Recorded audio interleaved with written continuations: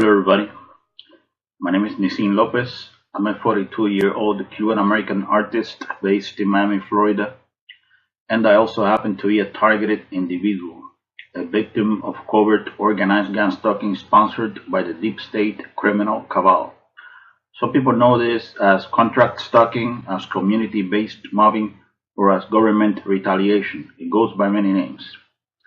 The idea behind this harassment network is pretty much to neutralize people that have been designated as enemies of the state. I'm talking about innocent, outspoken, law-abiding citizens. The multi-layered harassment is designed to cause a nervous breakdown so that the target will end up in a psychiatric institution, isolated, discredited, demonized, with no support system.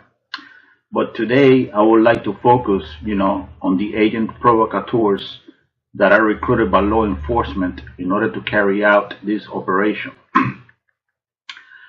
The perpetrators of organized stalking, the people that will harass, agitate, intimidate, and ultimately terrorize the isolated target in an organized fashion, these folks are known as citizens on patrol.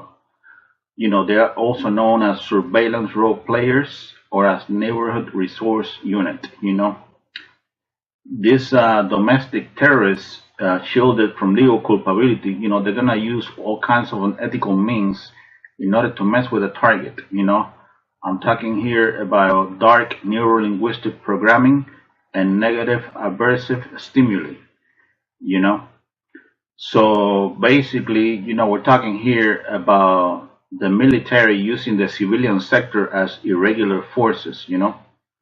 So what does it take to become a member of this crime syndicate? Well, in order to be part of to become part of this vigilante operation, you don't necessarily have to be a member of a neighborhood association or anything, but you have to be trained by the authorities. You have to be 18 years old, U.S. citizen, and you have to have a cell phone.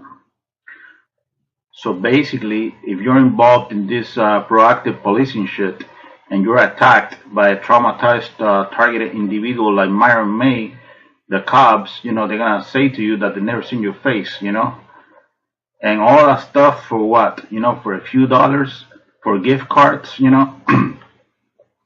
The fact of the matter is that, most of the people that become surveillance role players are bottom feeders.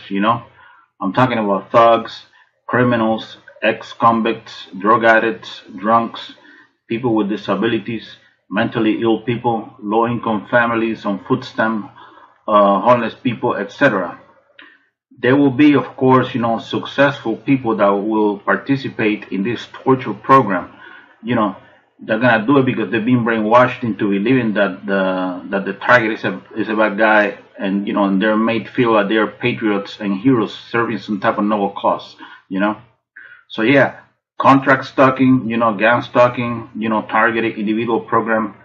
This is a program based on the choice reference patterns of the target, and the clowns that mess with the target are enlisted through community groups.